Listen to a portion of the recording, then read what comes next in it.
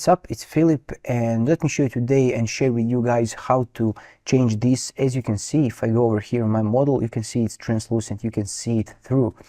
This is a Sketchfab model that I imported from the Sketchfab. You have a link in the description if you're interested in this model. It's awesome because if I hit play over here, you can see it already has animations to it, but something is wrong with the materials. To fix this problem, click on your object on this drone, and if I scroll down, you can see over here materials. And we need to click here, browse to body in content browser, and it will find us this body material. So double click it.